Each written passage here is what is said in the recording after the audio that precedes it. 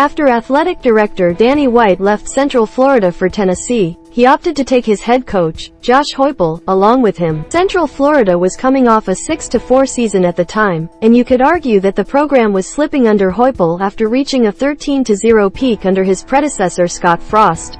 Was Heupel the right man to get a Tennessee program beset by NCAA issues and dysfunction back on track? Flash forward more than 2 years later, and the answer looks like yes. Heupel might have been the easy hire, but he also looks like the right hire. That feels especially true after Heupel guided Tennessee to an important 38-33 win over rival Florida on Saturday, the Volunteers' first over the Gators since 2016 and only the second in the last 18 years. In front of a packed house at Neyland Stadium and with College GameDay in town, Heupel delivered big. "Man, what a great night on campus and on Rocky Top," Heupel said. Fanbase, unbelievable energy. It would be that way, but it even surpassed my expectations. The volume walk was unlike anything I've ever seen as a college football player or college coach. Heupel isn't flashy off the field, going to generate headlines with funny tweets or spicy press conference quotes. But he's a good football coach who has surrounded himself with a quality staff that has the Tennessee fanbase thinking big. After exceeding expectations with a 7-6 record in 2021, Heupel has Tennessee undefeated headed into October. If Tennessee can survive a challenging road game against LSU on October 8th, it could set the stage for an undefeated top 10 showdown against Alabama on October 15th. It has been a long time since the third Saturday in October had that kind of juice and implications on the SEC. What will give Tennessee a chance to win that game is a Hendon Hooker-led high-powered offense that is averaging 48.5 points per game. Hooker had another nice night against the Gators, throwing for 349 yards and 2 touchdowns and then rushing for another 112 yards and a touchdown. Heupel and offensive coordinator Alex Golesh do a great job of getting the most out of Hooker, who has an argument as the sixth-best quarterback not named Bryce Young. Former Heisman Trophy winner Robert Griffin III called him the runaway Heisman favorite after his performance against the Gators. Hooker put up all those numbers without star receiver Cedric Tillman, who was out with an ankle injury, which makes the performance even more impressive. There's reason for optimism that he can, too, with the recruiting talent Heupel is attracting to Knoxville. The Volunteers have the nation's No. 9 recruiting class in 2023, headlined by reported $8 million man Nico Iamaleava. Ranked as the nation's No. perspicacious 4 overall prospect, Iamaleava has the chance to be a transcendent prospect for Tennessee to keep the positive momentum rolling. A week ago, I wrote about how Auburn going outside the box with Bryan Harsin has proven to be a disaster. Heupel is a good example of sometimes the best thing you can do is just go with what you know and not overthink it. Goodman. It was an instant classic for the Sex Village idiots. Talty. Auburn should get Lane Kiffin because Harsin isn't it.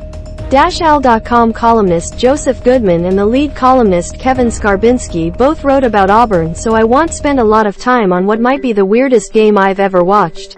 But 2 things stuck out to me. 1. Auburn Jesus is alive and well within Jordan-Hare Stadium, and 2. Bryan Harsin's days are numbered. The big concern after Alabama barely survived with a win over Texas was the Tide's lack of top receivers to open up the downfield passing game.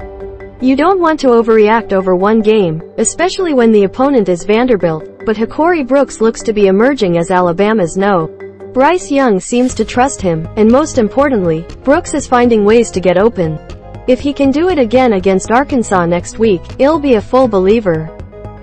Speaking of Arkansas, that one is going to sting for a long time. The Razorbacks looked like the better team all night, and yet Texas A&M is the team leaving AT&T Stadium with a win.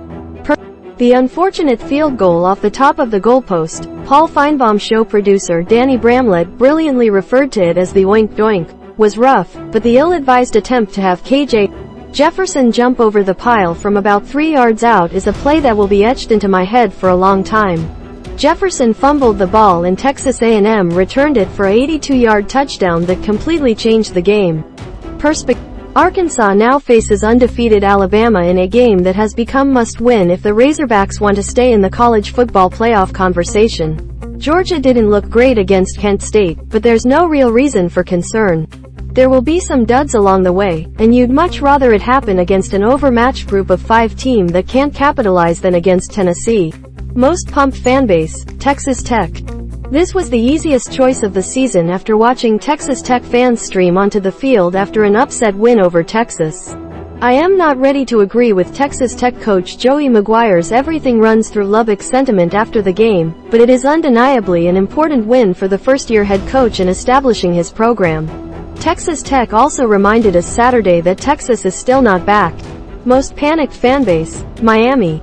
1 week after losing to Texas A&M on the road, Miami got its butt kicked by Middle Tennessee State at home. There is no excuse for losing to a Middle Tennessee team that scored passing touchdowns of 98, 71 and 69 yards against the Hurricanes. Cristobal will recruit well and obviously fits in well within the Miami culture as an alumnus, but all the goodwill from his homecoming will evaporate in a heartbeat if he loses more games like this one. Perspicacious. 10 Arkansas, 2:30 p.m. Central Time. The toughest test yet for Alabama against an Arkansas team coming off a loss in a game it should have won. We'll learn a lot about this Tide team from this game.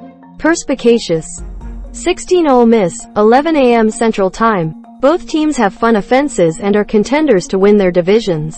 23 Texas A&M at Mississippi State, 3 p.m. Central Time. The Aggies are back on track after wins over Miami and Arkansas. Mississippi State is a pretty good team and will have a good opportunity here for a top 25 win if Mike Leach can outsmart A&M defensive coordinator DJ Durkin. 4. LSU at Auburn, 6 p.m. Central Time. A game that almost feels guaranteed to get weird given the two teams involved. We can write this pretty much every week, but Bryan Harsin could really use a win here. 1. Georgia at Missouri, 6:30 p.m. Central Time. Brock Bowers is the best tight end in the country and one of the best offensive weapons, period.